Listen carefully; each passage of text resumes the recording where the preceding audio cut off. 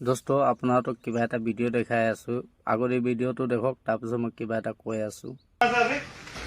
আপোনালোক অসমীয়া হয় নহয় দাদা? অসমীয়া হয় নাই? আজি জুবিন গাৰ্গ আপোনালোকে গম পায় নাপায়? হয় নাই? অসমীয়া হয় নাই? বন্ধ কৰ, এই গেট বন্ধ কৰ। কোন অফিচাৰ? আজি অসমৰ সকলো মানুহে গম পায় জুবিন গায়িকাৰ নাই, ঢুকাই গ'ল বুলি। আৰু এইবোৰ মানুহে কি টাইপৰ মানুহে পাৰ্টি কৰি আছে, ভোজ বনাই পেলাই খাই আছে, এনজয় কৰি আছে।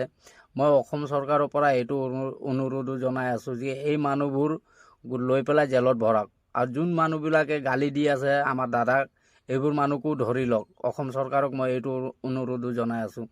আৰু মই আল্লাহ তাত এইটো দোৱা কৰি আছোঁ যে আল্লাহ আমাৰ জুবিন গায়িকাৰ দাদাৰ আত্মাটো যে বেহস্তত লৈ পেলাই যাওক, একো কষ্ট নিদিয়ক। মই আল্লাহ তাত এইটোৱে দোৱা কৰি আছোঁ, আল্লাহ আপুনি যে একো কষ্ট নিদিয়ক আমাৰ দাদাৰ আত্মাটোক।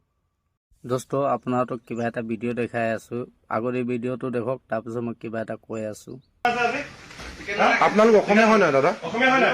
আজি জুবিন গাৰ্গ আপোনালোকে গম পায় নাপায়? হয় নাই? অসমীয়া হয় নাই? বন্ধ কৰ, এই গেট বন্ধ কৰ। কোন অফিচাৰ? আজি অসমৰ সকলো মানুহে গম পায় জুবিন গায়িকাৰ নাই, ঢুকাই গ'ল বুলি। আৰু এইবোৰ মানুহে কি টাইপৰ মানুহে পাৰ্টি কৰি আছে, ভোজ বনাই পেলাই খাই আছে, এনজয় কৰি আছে। মই অসম চৰকাৰৰ পৰা এইটো অনুৰোধো জনাই আছোঁ যে এই মানুহবোৰ লৈ পেলাই জেলত ভৰাওক। আৰু যোন মানুহবিলাকে গালি দি আছে আমাৰ দাদাক, এইবোৰ মানুহকো ধৰি লওক। অসম চৰকাৰক মই এইটো অনুৰোধো জনাই আছোঁ।